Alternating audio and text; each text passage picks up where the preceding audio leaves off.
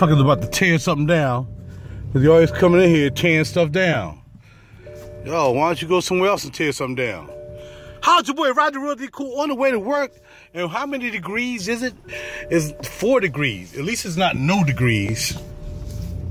It's 4 degrees. My brakes are really catching on this vehicle. Holla at your boy. Yeah. Yo, I'm going to talk about movies. Let's talk about movies. And the reason I say it like that, because I used to have this girl I used to go with, and she used to say it like that. She used to say, movies. I said, that was so sexy. She just made me want to have sex with her in a movie. When she said, I want to go to the movies. Yeah.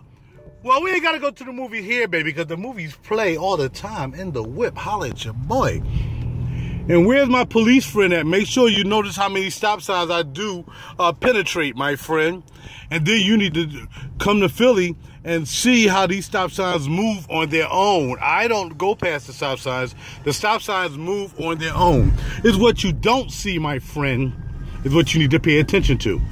Look, I'm not going to give a psychological, physiological, psychological lesson to you, but it's what you don't hear that you should be listening to. Holla at your boy. All right, let's go. This movie right here is called Birdman. Now, this movie is about Michael Keaton, who is an actor, plays an actor, going through some things in his life, but he's trying to get his vision, through this movie. Holla at your boy. This movie is crazy. I mean, I've seen some crazy movies. Now, I've seen some crazy movies like Burn After Reading. I mean, some esoteric movies. Fargo. Most of these pictures are by my favorite directors, man. The Coen brothers. No Country for Old Men. Coen brothers is off the chain with how they attack things. Of course, my man Quentin Tarantino. Now, this guy right here who directed this movie has done a lot of movies, but the way they put this movie together is just I mean, it's not unbelievable. I mean, but his technique is just crazy. And the way the actors work with the director, and not only that, the cameraman who had to carry the camera around all the time, they did what they call one-shots. And one-shots meaning that it was a continuous flow. It wasn't like, that soap opera crap.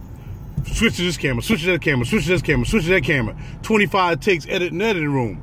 Man, nah, man, they did a fluid movie, almost like my DVDs. You know what I mean? Almost like when I do a DVD, and it's fluid, no edits, no cuts. I just give you the holla at your boy, y'all mean, boom, bam, bam, and that's what I give you. That's what this movie's about. Now, though they did mention that they did, do a couple of edits, they had to because of the music. Because the soundtrack is all drums. This drummer, man, and this drummer is off the chain. So the soundtrack is all drums. Man, you gotta look at this movie. It's called Birdman. I mean, the movie is like unlike any other movie, only because, I'm trying to adjust my seat and my mirrors because I got like 2 settings in this car because I need my low down summer setting when you ain't gonna be able to see me in the car and be sitting so low. And then I have my 2 setting, which is where I'm sitting up a little higher than normal. I know I got to keep moving my wheel back and forth. For my other car, the X had my wheel went back and came up and all this stuff. I guess with these sports cars, you got to adjust your own wheel, I guess because of the paddles. I don't know. Are we going to drive today or are we going to keep this going so I can talk about these movies? The next movie is called Kill the Messenger. And it shows how when people whistle blow on the government, how they switch it around, and instead of once they catch the government and doing something, this is about I think this wasn't the Contra thing. This is about how they funnel all these drugs into Compton, into LA, made all this money so they can fund this war in Nicaragua because Congress wouldn't approve, what they were trying to do in Nicaragua. So they had to raise some money somehow, some way, and this is how they did it. They did it by flooding drugs into the community. Now look here. Come on, dog. You could have flooded freaking Reese cups in the community, all right? if I knew Reese Cups gonna raise my cholesterol to 5 million, then I'm not gonna do it. You know, and they didn't have to do it. They didn't have to do the drugs. And the drug dealers didn't have to sell the drugs, but they did. They made money, and they made sure they made money. They made sure they didn't arrest them or whatever. That movie's called Kill the Messenger, which another, a really good actor, not a great actor like Michael Keaton and my other boys, but Jeffrey Renner. And y'all might have seen Jeffrey Renner in a few movies as well. Very good movie. Jeffrey Renner in Kill the Messenger, and Birdman with Michael Keaton. But it's all-star cast. Zach Galifianakis, Edward Norton is in this movie, Andrea Riseborough, Amy Ryan, Emma Stone, and Naomi Watts. So it's a real good cast. I mean, it reminds me of one of them. It reminds me of one of them casts that Quentin Tarantino put together, because everybody wanted to be involved in his movie. It's like these people sitting in line with 500 cars in a row, and they won't even move out to move up. Some people just don't have to have cars, man. You know, just because you have a car don't mean you can drive. It doesn't even mean you have common sense. It just means you was able to buy a car, don't it? All right, back to these movies. All right, so for me, those are really two good movies. They just came out on DVD. Birdman, which is what we're looking at now, Michael Keaton. Actor playing an actor. He has personal situations. You know, he was a wannabe actor back in the day. He made a lot of money, or some kind of money, from this thing called Birdman, but then he got out of that and decided to do stage. So now they go through the complexities, and it's just the way it's shot, the way it's directed. Really, you got to have your mind on it. If you're used to that cut, angle 5 camera stuff, if you ain't used to a really good movie, then don't even worry about it. You know what I mean? But if you're used to a Quentin Tarantino type movie, or a Coen Brothers movie, then you'll dig this vibe. You know what I mean? Because everybody doing handheld cameras mostly anyway now. You know, because it gives you a real POF type thing going on. You know what I mean? Even me, I use a camera. I like to use a camera with a POF view. What? Holla at your boy. I didn't say that. No, I didn't. I don't tell nobody what I be doing behind closed doors. No, I don't. All right, baby, let me stop yelling at y'all. Y'all get tired of me yelling at y'all, because I'm not talking about anything political. I'm talking about this movies today. That's what I'm talking about. Nothing more than good movies.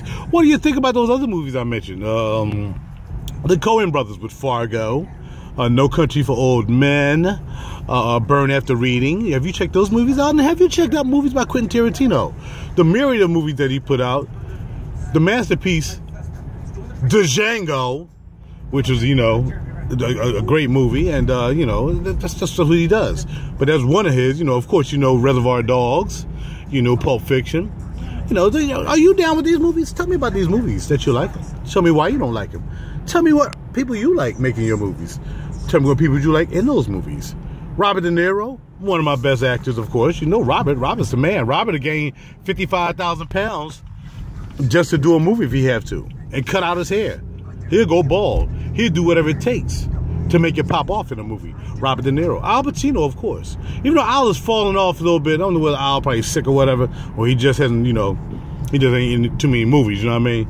You know, them guys, you know, they don't sell out, you know, they don't do ritualistic homosexual acts to get movies and, you know, wear dresses and stuff, you know what I mean? They go on talent, because they don't have to do that. You know, oh, here I go, crossing over. Yep.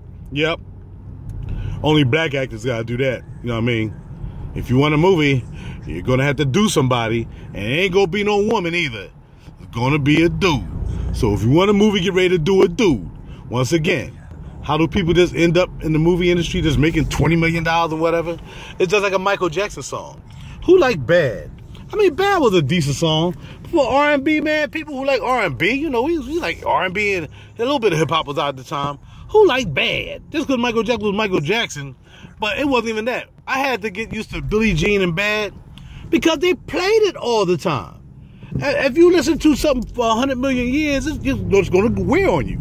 I wish somebody would play my doggone CDs all the time, and it would be the same dealio. Well, the same thing with movies. If they keep hyping it up, they keep telling you this, keep telling you that, then you're gonna be like, yo, oh, I got to check that out. I mean, Will Smith on Independence Day, Will Smith can't act. Will Smith, you know how many cuts they probably go through on a Will Smith movie? Come on, man. But it looks good. They put him in movies where it's sensationalized. But you know, was 6 degrees separation when he was in the bed with that dude sensationalized?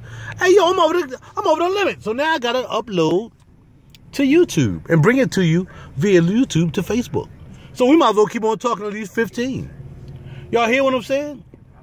If you don't go to the Gay Boulay meeting in Atlanta, if you don't show up that year, you're not getting no work. It's been said, it's been told. All you got to do is look it up. I'm only telling you what I learned on YouTube. Okay? I only tell you what I learned in the video called, or the DVD called, It's a Damn Shame. It's a damn shame, 1. It's a damn shame, 2. It tells you about how the masculinity of the black man goes on through the homosexual agenda in Hollywood. Hey, that's what it is. You know what I mean? If you look at a movie, every movie got something homosexual to do with it. Man, when I watched that doggone movie they kept talking about with the Koreans, I see why the Koreans were mad, man. I mean, it was not only they was, you know, talking about homeboy as a leader, you know, that's what it is. But every 5 minutes they were saying something homosexual about putting stuff up people's butts and all that stuff, man. It's really homosexual, man. You know, same thing with dude, Family Guy, man. I really dig Family Guy, man. But the guy, he's a homosexual. So with that being said, you know, there's a whole lot of homosexual innuendos going on. You know, who signs on for that? All right, now, there's another thing I noticed, too. I was looking at, like, this movie, I think it was Kill the Messenger, and I was waiting for him to cuss and say something blasphemous, like, you know how you say Jesus Christ in the middle of cussing somebody out or something, blah, blah, blah, Jesus Christ, or, you know, Jesus effing Christ. They never said that in this movie.